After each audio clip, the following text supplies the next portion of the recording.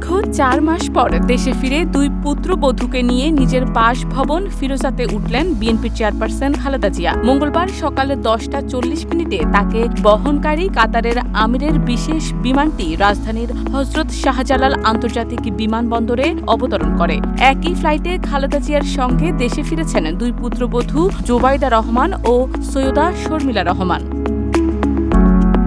বেগম জিয়াকে বহনকারী এয়ার অ্যাম্বুলেন্সটি ঢাকার হজরত শাহজালাল আন্তর্জাতিক বিমানবন্দরে অবতরণ করলে গাড়ি বহরে বিমানবন্দর ত্যাগ করেন এবং দুই পুত্রবধূ জোবাইদা রহমান ও সৈয়দা শর্মিলা রহমানকে নিয়ে রাজধানীর গুলশানের বাসভবন ফিরোজাতে পৌঁছান তিনি।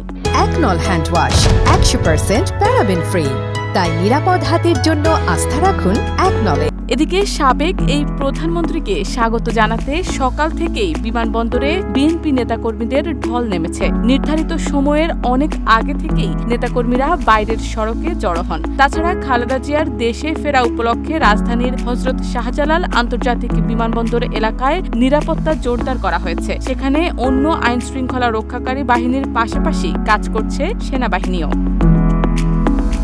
প্রসঙ্গত, সোমবার বাংলাদেশ সময় রাত 9:35 বিএনপি চেয়ারপারসন খালেদা জিয়াকে বহনকারী এয়ার অ্যাম্বুলেন্সটি লন্ডনের হিথ্রো বিমানবন্দর থেকে বাংলাদেশের উদ্দেশ্যে রওনা হয়। খালেদা জিয়া গত 8 জানুয়ারি উন্নত চিকিৎসার জন্য যুক্তরাজ্যের লন্ডনে যান। সেখানে লন্ডন ক্লিনিকের বিশেষজ্ঞ চিকিৎসকদের তত্ত্বাবধানে চিকিৎসাধীন ছিলেন তিনি। খালেদা জিয়ার শারীরিক অসুস্থতার কথা জেনে কাতারের আমির Sheikh Tamim bin Hamad Al Thani তার যুক্তরাজ্য গমনের জন্য এয়ার অ্যাম্বুলেন্স পাঠিয়েছিলেন। সেটাতেই লন্ডন যান এবং একই এয়ার অ্যাম্বুলেন্সে করে দেশে ফিরেছেন।